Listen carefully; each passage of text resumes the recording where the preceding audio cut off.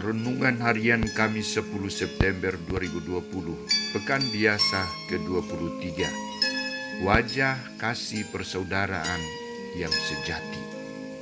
Bacaan pertama diambil dari surat pertama Rasul Paulus kepada jemaat di Korintus, bab 8 ayat 1b sampai ayat 7, dilanjutkan ayat 11 sampai 13. Bacaan Injil dari Injil Lukas bab 6 ayat 27 sampai 38. Saudara-saudariku terkasih, kita pasti heran dan bertanya-tanya mengapa Yesus Kristus yang berlumuran darah mengungkapkan sikap maafnya yang mendalam terhadap tindakan para prajurit prajurit Yahudi yang menghukum matinya dengan memohon kepada Allah untuk mengampuni segala dosa mereka karena mereka tidak tahu apa yang mereka perbuat. Atau kita juga pasti heran dan termangun-mangun melihat sikap Paus Fransiskus yang mencium kaki kaum narapidana. Bukankah itu ungkapan cinta yang sesungguhnya? Jawabannya adalah ya.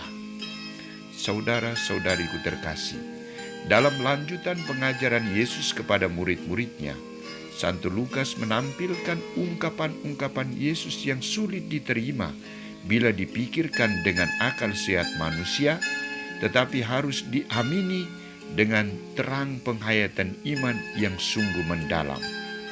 Pertanyaan yang memandu kita untuk mendalami inti pengajaran Yesus kepada murid-muridnya adalah, apa wujud dan tindakan kasih yang sesungguhnya itu? Wujud dan tindakan kasih yang sesungguhnya menurut Yesus adalah mengasihi musuh dan berbuat baik kepada orang yang membenci kamu, berkati mereka yang mengutuk kamu, dan berdoa untuk mereka yang menganiaya kamu. Jika orang menampar pipi kananmu, berikan juga pipi kirimu.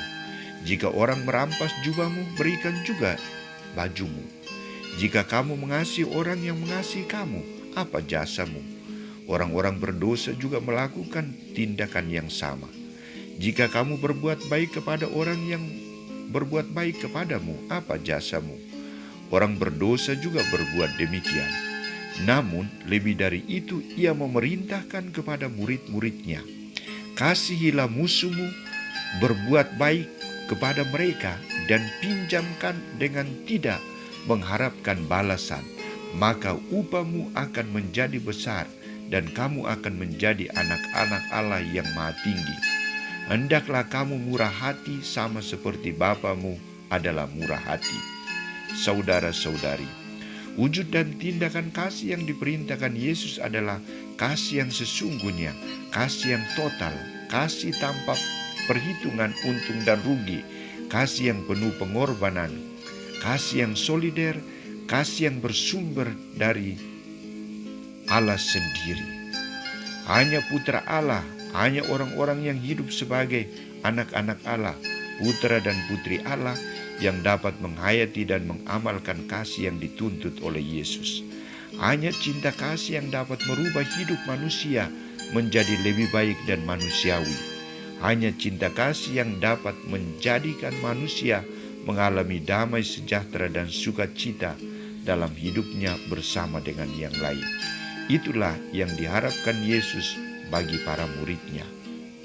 Saudara-saudariku terkasih, bagaimana kita dapat mengenal rahasia Allah dan bagaimana kita dapat meniru tindakan kasih dari Allah?